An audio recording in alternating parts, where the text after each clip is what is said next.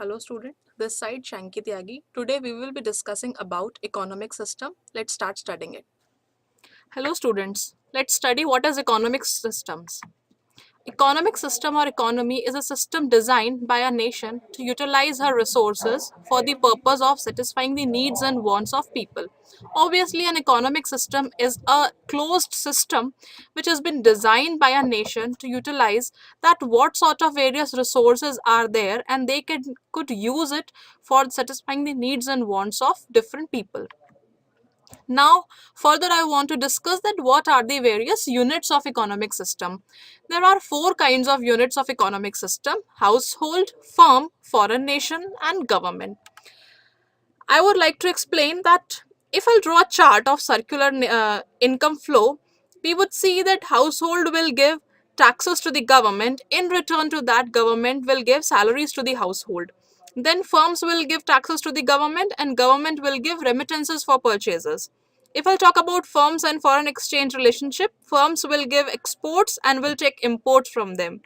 If I'll talk about foreign nations and household, foreign nations will get exports and households will get imports. This is a kind of a circular flow which is important while studying what is an economic system, because these are the four parameters, or we can say the four pillars of each and every economic system. Now, furthermost, I want to discuss that what are the major decisions of an economic system. Like, what are the questions that each and the member of an economic part should have an answer of it. An economic system can only be framed out if we find out the answers of these questions. First is what to produce. Each and every economic require this question, that what to produce. What is the major requirement that each and every farmer, services, each and everything what we have to produce. Then the major question arises is how to produce. There are n number of usage or n number of methods through which we can produce, which is beneficial for us. Then for whom to produce. We are producing n number of products with n number of methods, but to whom we are producing? Who is the ultimate source?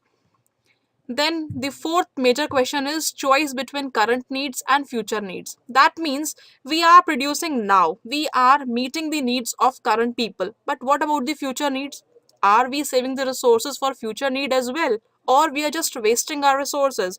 Do we are making some kind of a balance between current needs and future needs, or we are just wasting our resources? This thing has to be taken into consideration. Then rationing. Rationing is that every economist should take a rational decision. That means they should be clear in their thoughts, in their mind, in their records, that what decision they are taking, it is appropriate. It is as per the need and demands of current and of future. Rationing is that there should be a kind of a balance between today's need and future need. Then economic growth, what they are thinking, how you can lead your economy towards growth. What is the GDP, what is the domestic product, what is the national product, how you can think that you can improve your economic growth. These are the six parameters which every economist should think, and every economic has already has framed out these things while considering their economic system. Now, for studying economic system, let's talk about what are the functions of an economic system. There are four functions of economic system. First is determination of production and allocation of resources. Let me clarify. You have to determine that what kind of production you have to do. You have to make machine intensive industries, you have to do labor intensive industries, and how you have to allocate the resources. Resources are scarce nowadays. Everything is scarce. You have to think twice while allocating the various resources to various heads. Second thing came as income distribution. Economy can only be strong if you have a kind of a balanced income distribution.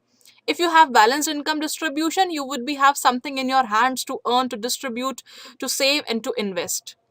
Then provision for the future and prosperity. Every economy should have something as a kind of a provision for their future and for their prosperity. What they should save for the future and how they can enhance the prosperity of their country.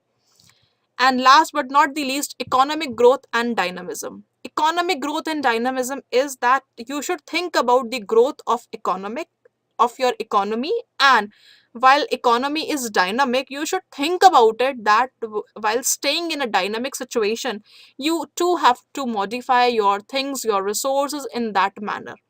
And your economy can only become a strong economy if you move in that dynamic environment towards the growth phase. That's it for this. Thank you so much.